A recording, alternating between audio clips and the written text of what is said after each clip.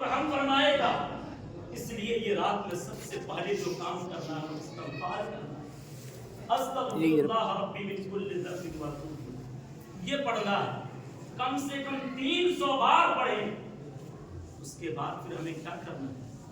اس کے بعد پھر ہمیں تسبیح کو پڑھیں.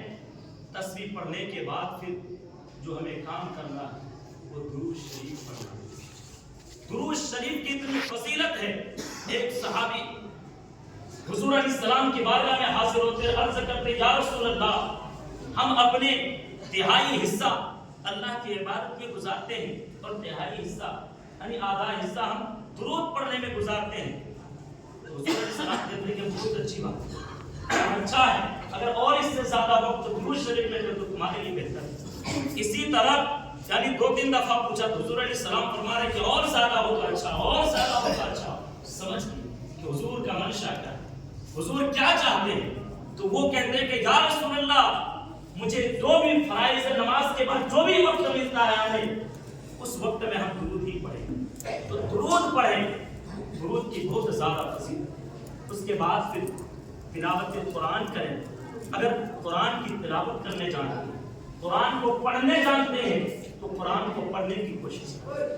کیونکہ قرآن اگر آپ پڑھتے ہیں تو پھر جتنا بندہ سوال کرنے سے پاتا ہے، جتنا بندہ رب تعالیٰ کی بارگاہ میں ہاتھ اٹھا کر کے اللہ اسے عطا کرتا ہے، اس سے کہیں زیادہ قرآن کی تلاوت کرنے سے اللہ اسے عطا فرماتا ہے. قرآن کی تلاوت اور جو آپ کے اندر یعنی جو نماز چھوٹی ہوئی ہے، جو نماز چھوڑ دی ہے، قضاء عمری کرنے کی کوشش کریں. یہ جو نماز ہے ہمارے لیے فرض نماز ہے اور یہ تو نوافل ہے.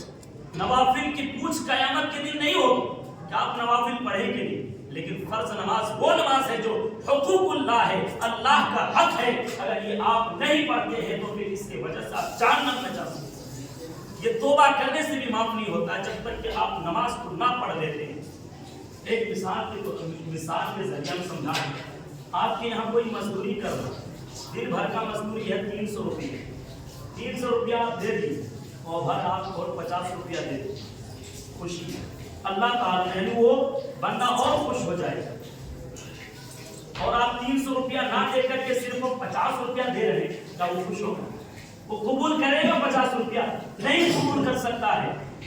اسی طریقے سے جو اللہ نے ہم پر فرض نماز کو یعنی جو فرض کیا ہے 5 وقت کی نماز، اگر آپ اسے چھوڑ کر کے صرف نوافل کو سمجھتے ہیں کہ یہی ہمارے لیے ہے تو یہ اللہ قبول نہیں فرماتا ہے، بلکہ آپ کو پہلے فرض نماز کی طرف ترجیح دینی ہوگی، فرض نماز کا اہتمام کرنا ہوگا، فرض کی طرف آپ کو زیادہ دھیان دینا ہوگا. اس لیے میرے بھائی، آپ اگر نماز نہیں پڑھ پاتے ہیں مصروفیت کی وجہ سے، کوشش کریں رب تعالیٰ کی بارگاہ میں دعا کریں، اے میرے مولا تو مجھے ایسا بنا دے کہ ہم نماز کا پابند ہو جائیں، ہم نماز پڑھنے لگے، نماز کی توفیق بخش دے مولا، اور نماز پڑھنے کی کوشش کریں. یہ نہ کہ ہم صرف نماز کو چھوڑ دیں گے، میرے بھی نماز نہیں ہے یا جوانی ابھی ہے، نماز پڑھنے کا وقت نہیں آیا ہے، بڑھاپے ہوں گے تو نماز پڑھیں گے. نہیں میرے بھائی، جوانی ہی کی عبادت رب تعالیٰ زیادہ قبول فرماتا ہے.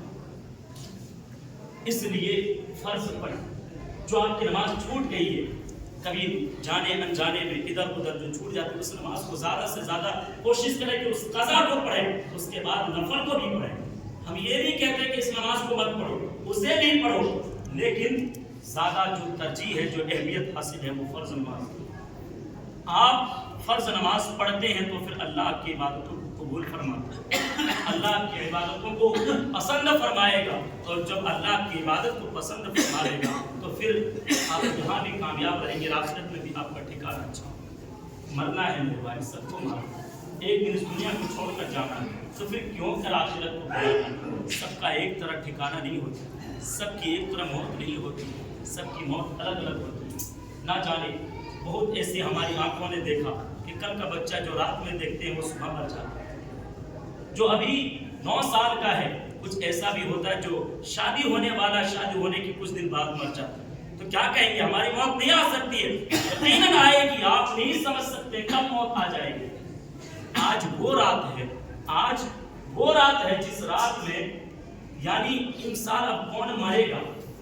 اللہ نے ہماری قسمت میں لکھ دیا تھا کہ پھر ہمیں شب برات نصیب ہوگی. اسی لیے ہم سب یہاں ایک چاہیں ورنہ پھر کئی ایسے لوگ تھے ہمارے بیچ میں جو دنیا کو چھوڑ کر چلے گئے.